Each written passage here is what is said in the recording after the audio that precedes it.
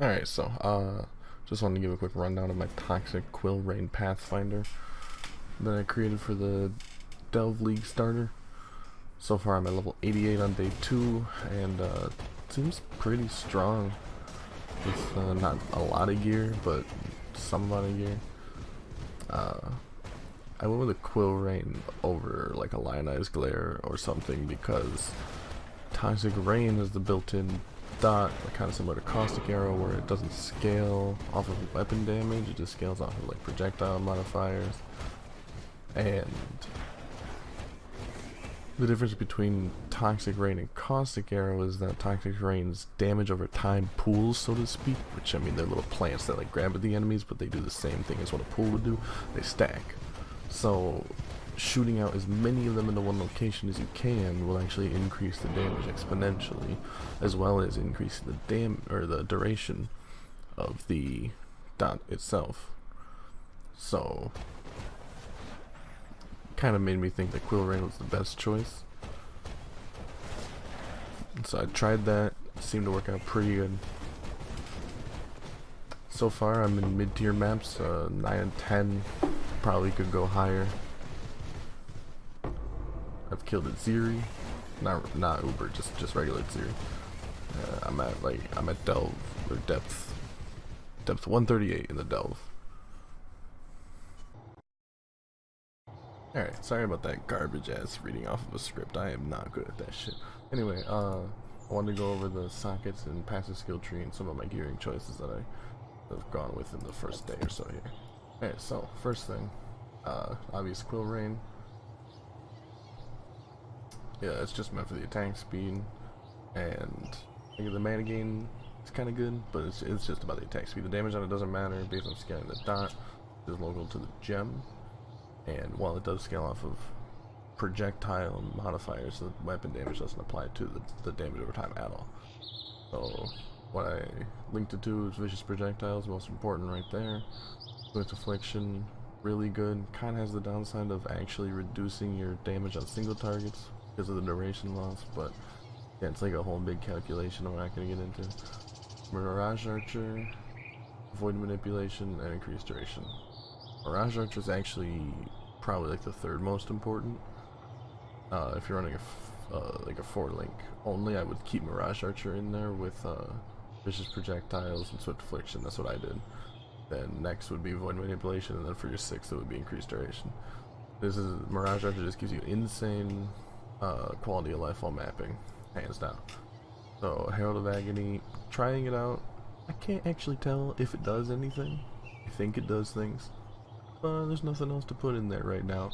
I tried to 6-link my Quill Rain, didn't happen, and I said whatever, I'll just leave it like this because who really cares, because I don't think it does anything anyway. So I also have Barrage set up with a Withering Touch support on a ranged attack totem and increased duration. Now the Withering Touch base debuff is 2 seconds, so increasing the duration on it. I think it increased the duration, I don't see why it wouldn't. It's got a duration tag.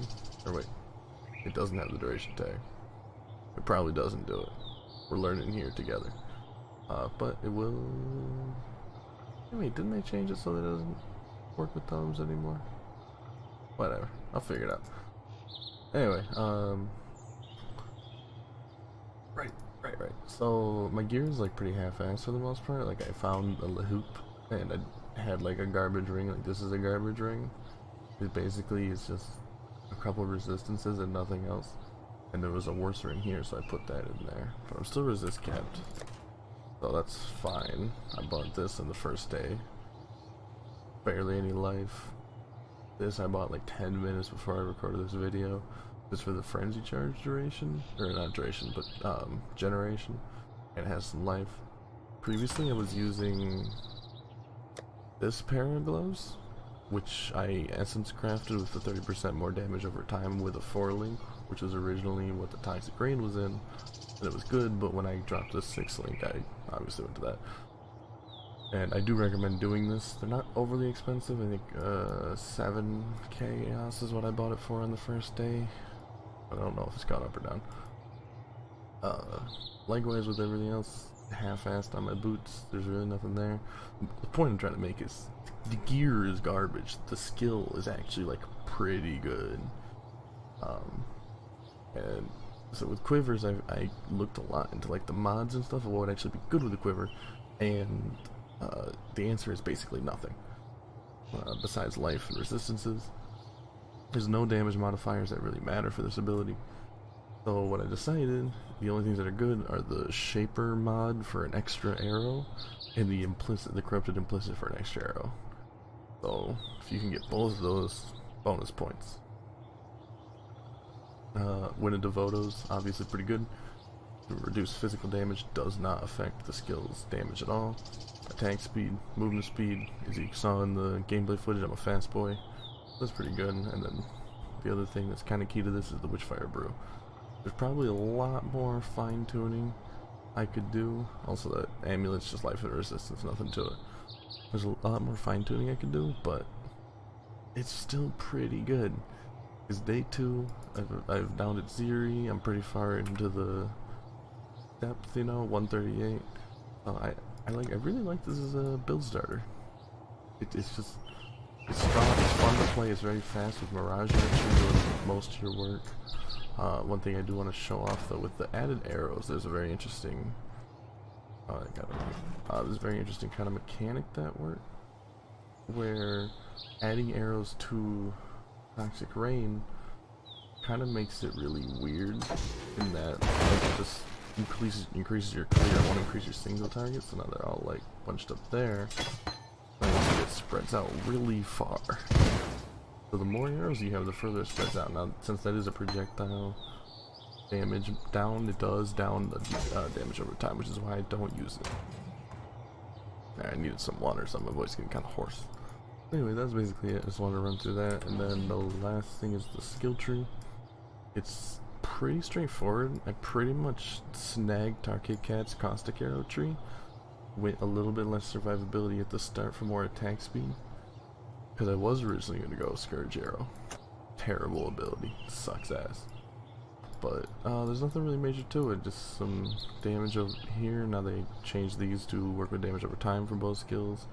Damage, life, flask effectiveness are all around. Damage, acrobatics and phase acrobatics are all good. I mean, this is kind of basic. With the jewels, I went with gain onslaught on kill. And then increased damage over time. That one has damage if you killed recently. I got that one for only a couple chaos. And but this one has damage over time, life, attack speed. This one was really good. I don't know for sure if those onslaught gain chances stack, but I'm pretty sure they do, because I get it quite often. And I wanted to stop using a silver flask to make room for the Witchfire better. And then pretty soon I'm going to make this bubbling staunching, and then I'll put an evasion flask in here, and that'll be kind of the end of my defense focusing there for a while. Yeah, that was pretty much it. It's pretty good so far. If you have any questions, you can leave anything down in the comments below. I'll be happy to answer anything that you have. Alright.